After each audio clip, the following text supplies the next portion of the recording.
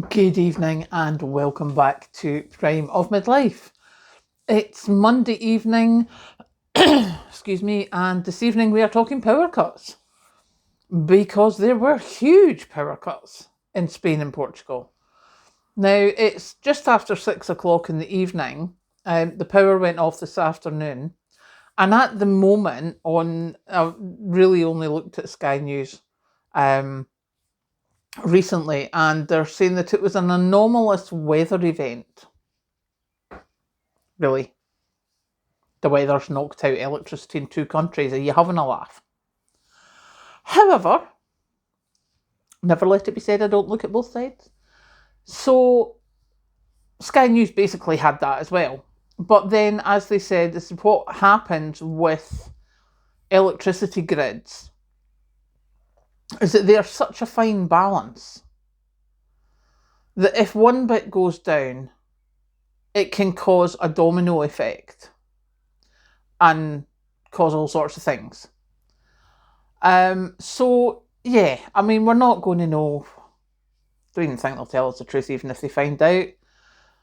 They seem to be pretty quick to say it wasn't a cyber attack, which makes me think, that thou dost protesteth too much. You think maybe? But it just shows you how easy that can happen, how big a shock to the system it can be. Especially in the cities, traffic lights out, payment systems out, aircon out, etc. Although thankfully, seemingly they have a lot of generators there, so a lot of things had backup systems, but flights were cancelled, all sorts of things going on. Seemingly people started panic buying. But yeah, and it's kind of weird because you're like, well, okay. My normal reaction is, well, what would you do in a power cut? I've got everything here. I'm good. I'm cushy, right here. What if I'm at work? And what if I don't have enough petrol to get home? Which is highly unlikely because I very seldom let my car get down that far. It's sitting at 100 miles just now. No, it's sitting at just under 200. It was 201 when I started this morning, so it'll be getting filled up on Wednesday on payday. By which time it'll be down to about 150 miles, and that's about the most I like it to go. So yeah, if that happened at work, what would my thought process be?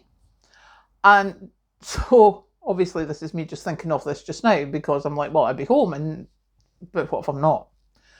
And as opposed to my previous job where I was 3 minutes away from the house, I'm half an hour away from the house. There's traffic lights. There didn't used to be traffic lights. There's roundabouts. There didn't used to be roundabouts.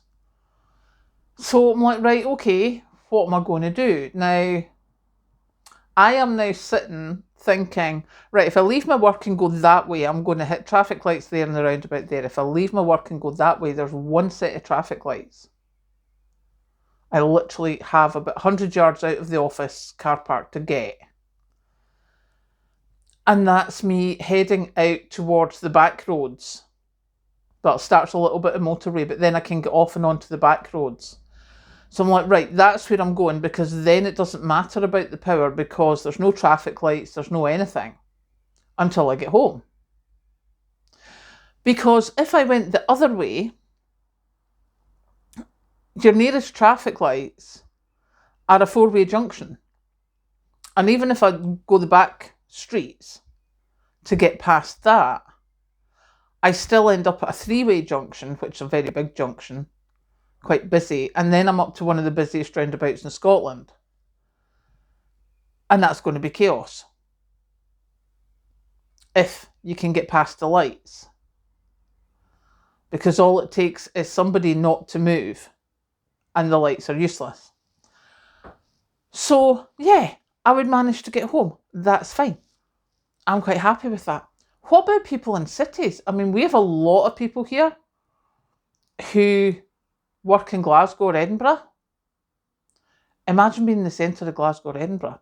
Imagine being in the central belt because a lot of like Glasgow and Edinburgh people, they go into the towns on trains, and they're electric trains, so they won't be moving either. That would be a whole big snarl up. And it's amazing, you know, for me, because as I keep saying, I'm so rural, so I'm just thinking back roads and I'm home.